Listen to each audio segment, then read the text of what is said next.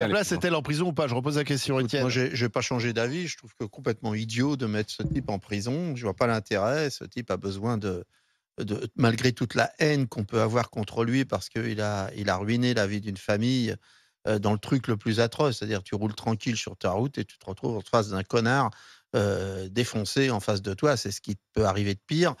Donc, ce type, mais sa place n'est pas en prison. Oui, bien sûr, c'est la pression médiatique. D'ailleurs, il y a un vrai problème de l'occupation des prisons aujourd'hui. On a atteint un degré qui n'avait jamais été atteint et qui est sous effectivement la pression médiatique, puisque la phrase "on n'est jamais puni", etc. Moi, je suis très surpris. Il y a un médecin qui a tué 24 personnes, qui ce matin seulement vient d'être interdit de faire son métier d'anesthésiste, le docteur Péchier. C'est ce matin que ça a été... Non, mais attends, excuse-moi. Hein. Écoute ce qu'a dit Dupond-Moretti. Hein, la justice est individuelle, et chaque... je trouve quand même que ce type, il sera jugé, Péchier. Peut-être il ira en prison. Mais pour l'instant, il n'est pas en prison. Il y a des tas de gens qui frappent On avait mis Balkany en prison, en détention provisoire. Combien de femmes viennent porter plainte contre leur compagnon, et ensuite ce compagnon n'est pas mis en prison alors qu'il y a une plainte qu'il a été tu demandes plus de fermeté. Mais alors t'es paradoxal. C'est-à-dire que pour Palmade, moins de fermeté, plus de fermeté. Ce que je demande, c'est que la fermeté soit pas toujours liée, par exemple, à la question du cannabis, etc. Et qu'on analyse à chaque fois le vrai danger de la personne. Moi, j'ai pas l'impression que Palmade représente aujourd'hui un danger pour la société. Il a besoin d'être soigné. Il a besoin d'être soigné. Et les juges disent qu'il peut encore être. En plus, attends, Étienne, moi je suis désolé, moi tu victimises Pierre Palmade, qui effectivement... Je victimise pas, j'ai dit que c'est une ordure, je victimise pas du tout. De ses addictions, mais tu dis qu'il n'est pas un danger. Il sera condamné. Pierre Palmade a été un danger pour la société, il l'a démontré, puisqu'il roulait après avoir pris de la cocaïne. Il va être là où ça va pas dans cette société, c'est que là, il va être condamné à 2 ans avec sursis, comme d'ailleurs le gars qui vient de tuer avec son fusil de chasse un copain là. Il vient de condamner ce week-end 2 ans avec sursis pour un chasseur. Donc tu demandes plus de fermeté. Moi, je demande une véritable fermeté pour les tueurs en bagnole. Mais pas Palmade. Mais Palmade, qu'il soit jugé, qu'il soit condamné à 20 ans, je m'en fous. Là, on est sur la période qui précède. La détention provisoire. La détention provisoire, ça n'a rien à voir. C'est 2 choses totalement différentes. Mais tu peux pas simplement, dans tes propos, dire le pauvre, il est victime de ses addictions. Je dis, qu'est-ce qui est le plus rationnel et qu'est-ce qui est le plus utile dans la situation actuelle. C'est tout. En plus, ne rêvez pas sur... parce qu'on dit VIP, mais ça n'existe pas. C'est des gens... c'est pour des gens juste séparés de la détention générale. À la santé, maintenant, il y a un couloir avec 16 cellules dont on sait qu'elles sont particulièrement... Mais c'est unique en France. Et sinon, à Fresnes, c'est pas du tout... parce que la prison est moins moderne, mais ils sont séparés de la population générale pour ne pas les rencontrer. Fresnes, tu vas voir que c'est un truc très très compliqué, parce que ça va être l'hôpital de Fresnes. Et c'est pas vraiment gérable en réalité. Donc, mais bon, il sera séparé des autres parce que pour le protéger. Il est vulnérable. Donc en plus, ça va.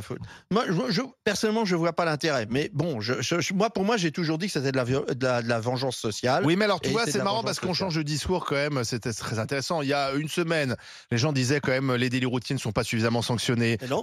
Les produits stupéfiants, il y a une complaisance dans ce pays parce que la cocaïne, c'était la drogue des stars des années 80-90. Et puis c'était normal qu'on en prenne, les animateurs télé, certains s'en vantaient, etc. Donc on a dénoncé ça, puis alors maintenant Pierre Palmade est placé en détention provisoire, on dit bah alors, mais Olivier, je termine, peut-être que la justice veut faire passer un message en disant effectivement, un délit routier, prendre sa voiture lorsqu'on sait qu'on n'est pas en capacité de rouler, eh bien c'est se conduire comme un criminel. Alors pas de problème, si Pierre Palmade, si maintenant il y a une jurisprudence Pierre Palmade, eh ben on va enfermer. Moi, je ne dis pas que ça me gêne. Si on va se mettre à enfermer toutes les personnes qui conduisent en état d'ivresse, qui conduisent parce qu'elles ont consommé du cannabis et qui ont fait un accident de personnes, je vous dis, alors vous avez intérêt à ouvrir des places de prison ou alors à faire de la place, là refaites-la comme Madame Belloubet, là vous videz un peu pour en remettre d'autres parce qu'il va y avoir des gens, ça va tomber comme gravelotte, il va y avoir tous les jours des gens à incarcérer. Moi, je dis, non mais... Si c'est ça la route qu'on prend, sauf que tu verras, là c'est le coup de palmade parce qu'on parle de palmade, mais au moment où on se parle, il doit y avoir quelqu'un là qui a commis le même type d'acte et qui est rentré chez lui et qui va attendre son procès avec un bracelet électronique. Quand c'est une récidive, en général, ils vont en détention provisoire, c'est ce que disent les avocats. Et ils ont considéré qu'il a déjà été condamné. Mais et puis le sujet, c'est qu'on en est là. L'assassin du fils Aleno. Et il attendra son procès dehors, comme monsieur Palmade finira par attendre son procès dehors, dans son appartement cossu, avec ses amis. Est-ce que ça te... Et beaucoup sont choqués, la famille, la première, parce que les juges ne font qu'appliquer la loi, mais qu'effectivement, celui qui a tué le fils du cuisinier est désormais libre et attend librement son procès. Alors que c'était un récidiviste. Ce que je veux, c'est qu'il soit condamné. Oui, mais... Il sera condamné et quand à 2 ans avec sursis. Et si il a déjà purgé 1 an de, il a purgé 7 mois, je crois, de détention provisoire. S'il est condamné à 1 an et demi, et ben avec les réductions de peine et les machins, il en fera pas. Il n'est pas condamné à du ferme. C'est exceptionnel d'être condamné à de la prison ferme. Mais tous les jours, la justice, elle fait des... avec une bagnole. Alors que la loi le prévoit. Ben oui, mais c'est rarissime parce que c'est homicide involontaire qu'on estime toujours que la personne n'est pas responsable de ses actes au moment où elle le fait, et donc il n'est pas. Mais il y a un vrai problème, c'est unique dans le monde. Non, mais le problème, c'est qu'on utilise l'affaire Palmade pour commenter le système judiciaire. Or, le sujet depuis le début, c'est Palmade. Depuis le début, on parle de Palmade. Au début, il y a l'émoi parce que Palmade a eu un accident. Ensuite, Palmade est un salaud.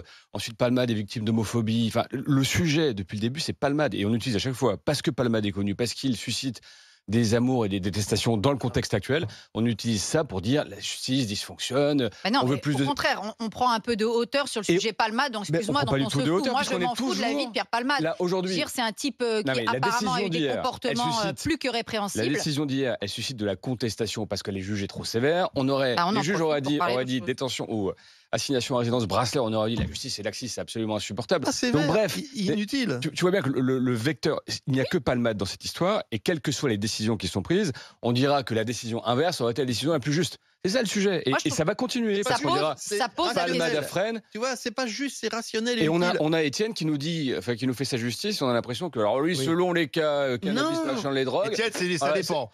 Il faut être très dur pour certains. Non, je dis juste que c'est unique en France d'avoir le droit de tuer avec une voiture et le droit de tuer avec un fusil de chasse. Et on n'est jamais condamné à de la prison ferme. C'est quand même quelque chose de fou. Là, du coup, il est. Mais là, il n'est pas condamné.